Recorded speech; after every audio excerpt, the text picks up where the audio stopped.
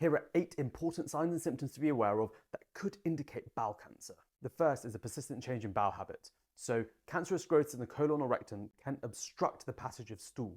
This leads to persistent changes in bowel habits and can manifest as either diarrhea or constipation. Tumours can also disrupt the normal transit of stool through the digestive tract, causing changes in consistency, shape, and frequency. But the persistent change doesn't always mean cancer. So changes in bowel habits may result from variations in diet, such as increased fiber intake or dehydration, which are unrelated to cancer. Emotional stress or changes in routine can also impact bowel habits without being directly linked to cancer. And conditions like irritable bowel syndrome can also cause persistent changes in bowel habits. Number 2 is blood in your poo.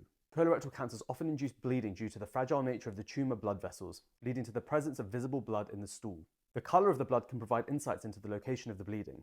So dark or tarry stools may suggest bleeding from higher up in the digestive tract, whereas fresh or bright red blood can indicate bleeding from lower down in the digestive tract. Blood in the poo doesn't always mean cancer, so swollen blood vessels in the rectum or anus can cause bleeding during bowel movements, and this is unrelated to cancer. If you have chronic constipation, you can get small tears in the lining of the anus that can lead to rectal bleeding.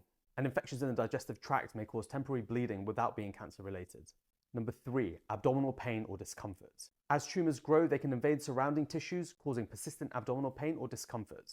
Crampy pain that doesn't resolve may be associated with a tumour's impact on normal bowel function, but there can be non-cancerous causes of this type of pain. So inflammation of the stomach lining, gastritis, or ulcers can cause abdominal pain unrelated to cancer. Conditions affecting abdominal muscles or organs may also lead to discomfort without cancer being involved.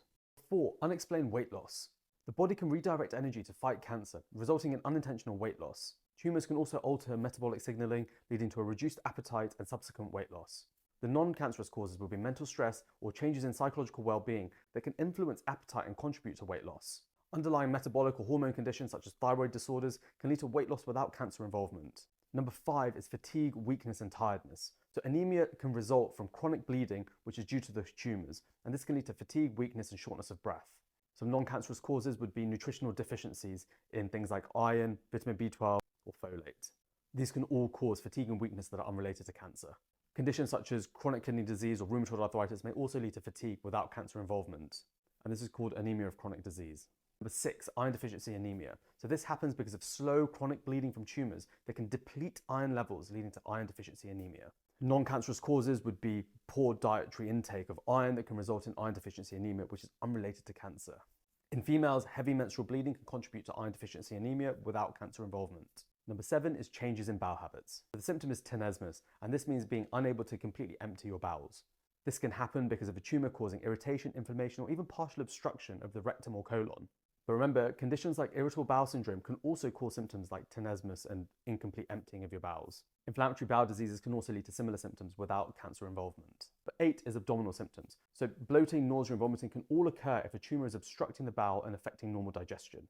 But conditions such as gastroenteritis, which can be caused by viruses, and dyspepsia or reflux or gastritis can all cause bloating and nausea that are unrelated to cancer. Abdominal bloating can also result from fluid retention, which can occur due to various non-cancerous causes, and infections can lead to nausea and vomiting without cancer involvement. So while all of these signs and symptoms can raise concerns about bowel cancer, they are not exclusive to cancer. Non-cancerous conditions can present similarly. If you're worried about any of these signs and symptoms, please do go and get checked out by a doctor. It's very easy to assess you for bowel cancer. We can take a history, examine you, and then do some investigations that can look for cancer, but also rule in or rule out other conditions that might be causing your symptoms. A really good recent development in assessing for bowel cancer is the Fecal Immunochemical Test. So this is a FIT test. The FIT is a screening test that checks for hidden blood in your poop. It's different from the older tests like the fecal occult blood test because it specifically detects human hemoglobin, which is a protein in red blood cells. The old blood test couldn't differentiate between human blood and animal blood. So here's how it works. You'll get a kit to collect a small sample of your poop at home. Yes, it's a poop test, but it's a really important one. The immunochemical part means it uses antibodies, so think of them as tiny detectives to detect human blood. We then send this sample to the lab where the real magic happens. If there's any blood in your poo, the test will catch it. So blood in your stool can be a sign of various things, including colorectal polyps or even cancer.